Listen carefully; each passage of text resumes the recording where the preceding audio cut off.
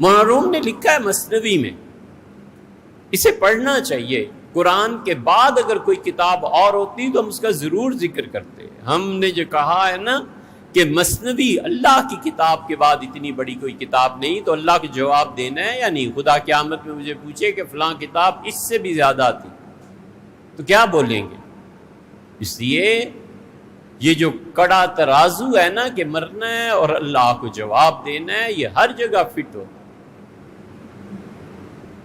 بوڑھا آدمی تھا، راشا تاری تھا، اور لوہے کے بازار میں آدمی نے آ کے اپنی دکان کھولی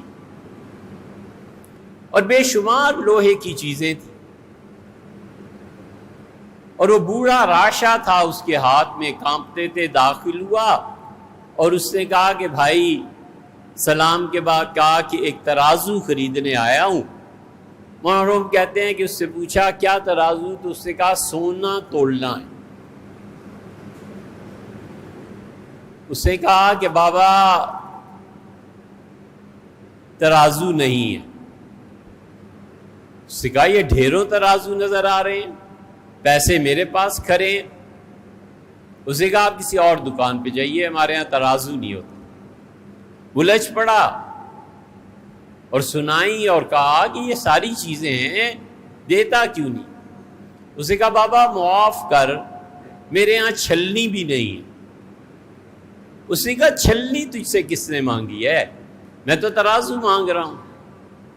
اس نے کہا بابا جی کرنا کیا؟ اس نے کہا ظاہر ہے کہ سونے کا ترازو مانگ رہا ہوں تو سونا تو لوں گا۔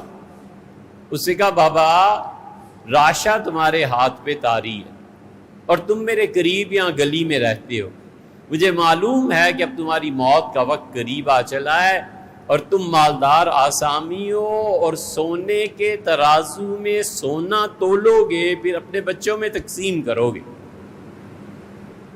اسے کہا یہ عقل مند اور دانا آدمی، بالکل میں نے یہی کرنا تھا، لیکن تو ترازو تو دے۔ ایک طرف تو اتنا عقل مند کہ میرے ارادے بھانپ گیا، دوسری طرف تو یہ حرکت کر رہا ہے۔ تو اس سے کہا بابا تمہارے ہاتھ راشا طاری ہے، آج تم یہ لینے آئے ہو، جب تم سونا تولو گے تو یقیناً سونا نیچے گرے گا، جب نیچے گرے گا تو پھر تم میرے پاس آؤ گے اور کہو گے جھاڑو دے دو تاکہ ایک رتی ماشا جو سونے کے ذرات مٹی میں مل گئے ہیں اس مٹی کو اکٹھا کرو۔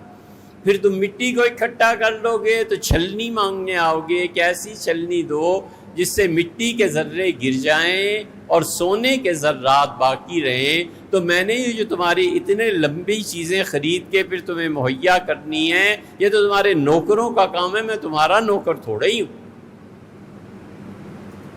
وہ چپ ہو گیا اور سنار نے کہا جن لوگوں کو زندگی میں اللہ نے فتح دینی ہوتی ہے وہ آغاز سے پہلے انجام کو سوچ لیتے ہیں۔